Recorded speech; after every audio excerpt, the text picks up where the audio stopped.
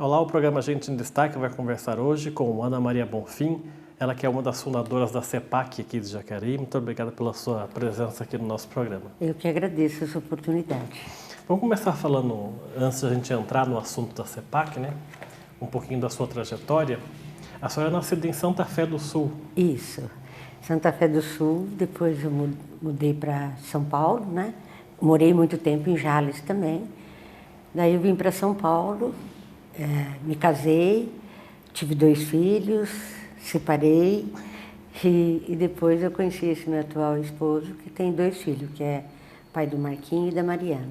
Mas a senhora passa muito tempo em Santa Fé do Sul ou não? Não muito, mas em Jales. Mas em Jales. A minha infância foi praticamente tudo em Jales. E quais as recordações que a senhora tem da sua infância? Como é que era essa cidade de Jales da sua infância? O mês passado eu tive que voltar, né? Eu tive que voltar para me recordar aquela cidade que era tudo tão grande. Para a infância, né? Para a criança é muito grande, é muito extensa, a cidade é uma coisa assim sem fim. E agora que eu voltei, né?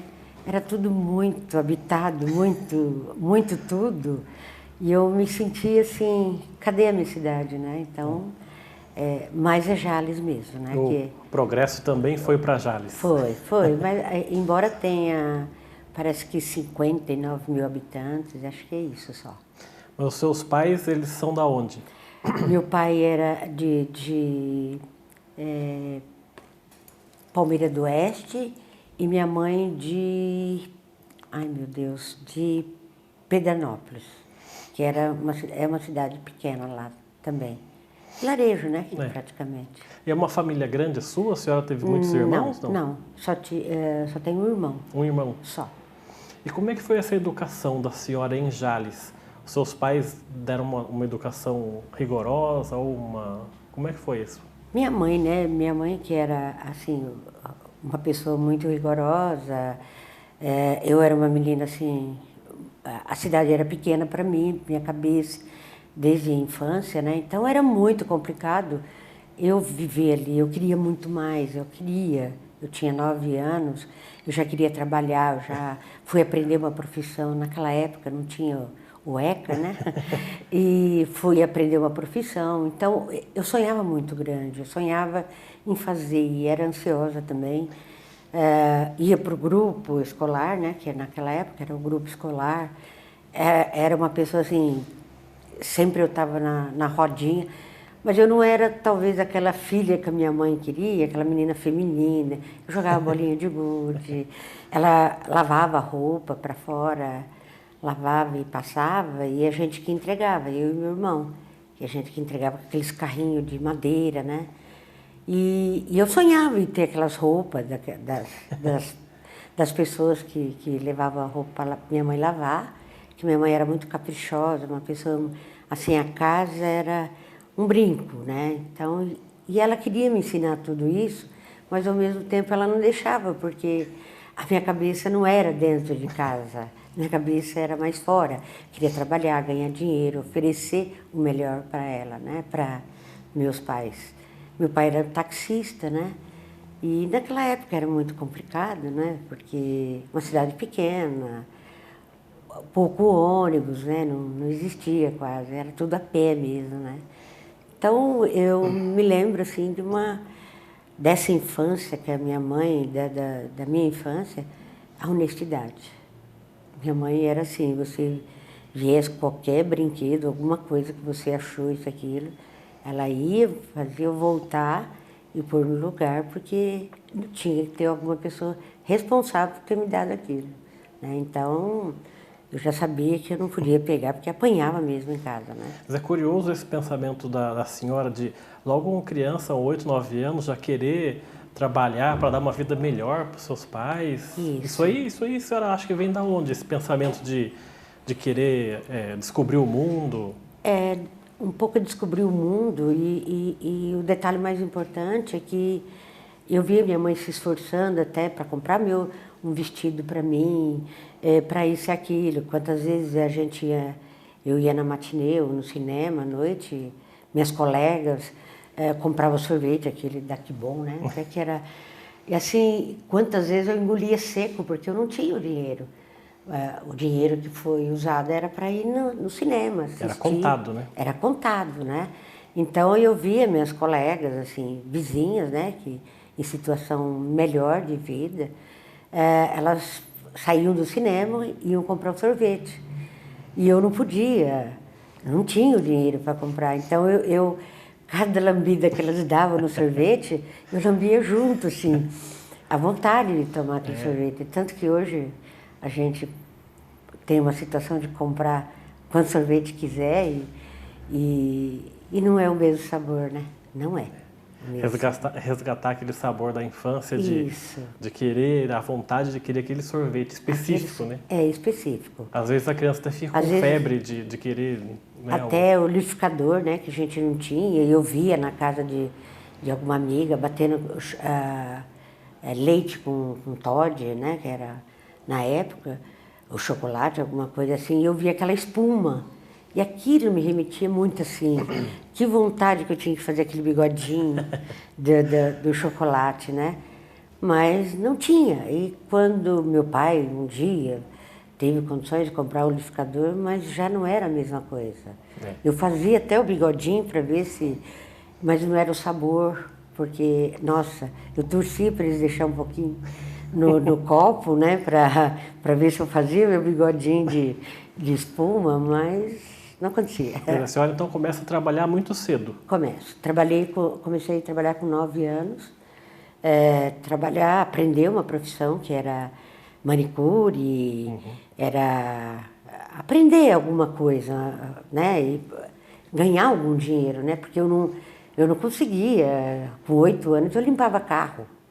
Limpava carro com vassoura de pelo e ganhava uns trocadinhos. Então, e até uma vez um carro estava começou a pegar fogo perto da bomba de gasolina e eu estava lá dentro, né? Daí avisaram o pessoal, já seguraram o carro e puxaram para fora. Daí minha mãe não deixou mais, né?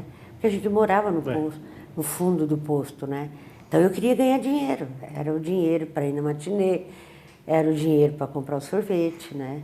Então, e a senhora fica em Jales até que idade? Até 16 anos. Daí 16 para 17 anos. Vai para onde? Daí eu venho para São Paulo. Para estudar? Não, meus pais se separaram, né? Porque se separaram, daí eu namorava um rapaz de São Paulo, era uma coisa assim, né? E aí quando aconteceu tudo, naquela época uma pessoa separada era muito... Ficava falada, né? Falada, né? Então... Era o desquite. Não era aquilo que eu sonhava para minha família, né? Não era. Eu imaginando que depois eu conheci mais a fundo o rapaz, não era uma boa pessoa, não era uma pessoa assim que eu sonhava em ter como marido, né? Mas eu queria formar minha família outra vez. Eu queria meu pai, minha mãe, tudo junto, né? Mas foi impossível, tanto que eu fiquei 6 anos só casada, né? Mas assim, foi o tempo do começar a dar o voo, né? Que era o pássaro, que nunca perdi dentro de Jales e também em São Paulo. Daí fui aprender a profissão, fui estudando, eu fui querendo mais. E nessa eu já tinha 2 filhos, né? Então eu tinha que prover não só meus 2 filhos, como minha mãe. E eu não recebi nada, nunca peguei pensão, né? Porque eu queria ter liberdade, meus filhos, para educar como eu queria. E era minha mãe que fazia esse papel, né? Eu era o pai que trazia o alimento, que pagava as contas, né? Então é isso. Era uma coisa assim, eu assumi muito nova, com 21 anos, uma família. Não era mais eu sozinha. Era minha mãe e meus 2 filhos, né? Então, mas eu não perdi meu sonho.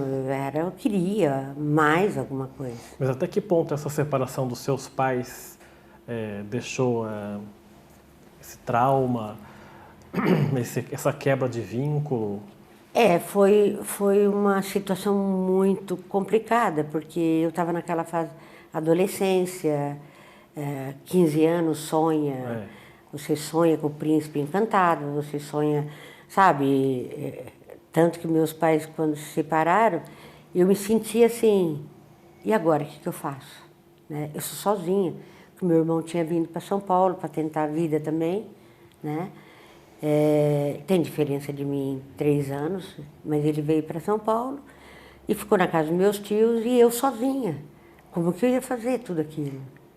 Era muita responsabilidade e eu queria fugir. Fugir foi aonde que eu peguei e vim. Nós viemos para São Paulo e alugamos uma casa, assim, assado, mas... Mas não perdeu o contato com seu pai? Não perdi o contato. Assim, a princípio, sim, porque ele fugiu com a mulher, com a comadre da minha mãe. Então foi uma coisa assim, né, que era vizinho, tudo, né? E foi decepcionante para mim, porque casamento para mim não significava isso, né? Significava você casar aí para a vida inteira, né? Mas aconteceu justamente numa idade que me foi cobrado muita responsabilidade.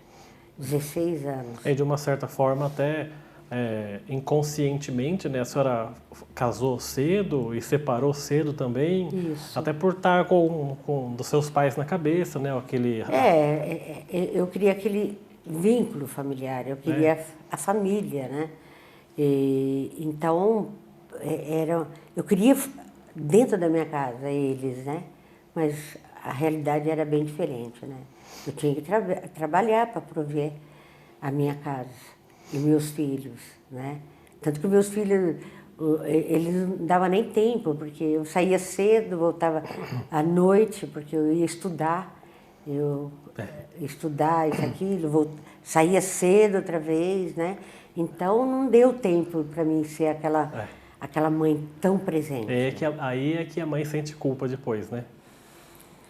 Olha, a minha mãe, ela exerceu bem esse papel, né? Então, mas eu não sentia eles muito filhos, dava a impressão que eram meus irmãos, né?